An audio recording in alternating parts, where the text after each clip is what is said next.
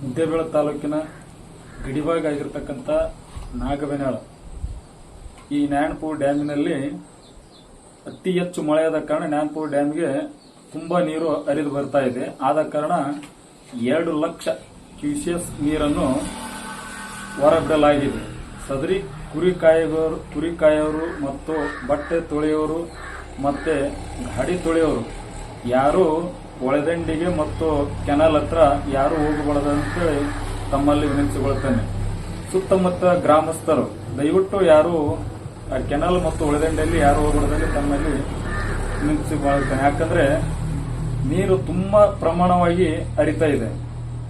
ಯಾಕಂದ್ರೆ ಇದೇ ನಾಗಮಳ ಗ್ರಾಮದ ಯುವಕ ಮೊನ್ನೆ ಕುರಿ ಕಾಯಲು ಹೋಗಿ ಕಾಲು ಜಾರಿ ಬಿದ್ದು ಕುರಿಗಳನ್ನು ಹಿಡಿದುಕೊಳ್ಳಕ್ಕೆ ಹೋಗಿ ತನ್ನ ಪ್ರಾಣವನ್ನೇ ಕಳೆದುಕೊಂಡಿದ್ದಾನೆ. ಆದ ಕಾರಣ ಈ ಡ್ಯಾಮಿನ ಸುತ್ತಮುತ್ತ ಇರ್ತಂತ ಎಲ್ಲಾ ಹಳ್ಳಿ ಜನರು ಯಾರು ಡ್ಯಾಮಿನ ಕೆನಾಲ್ ಹತ್ರ ಯಾರು ಹೋಗಬಾರದಲ್ಲಿ ತಮ್ಮಲ್ಲಿ ಈ ಮಾಧ್ಯಮದ ಮೂಲಕ ವಿನಂತಿಸಿಕೊಳ್ಳುತ್ತೇನೆ.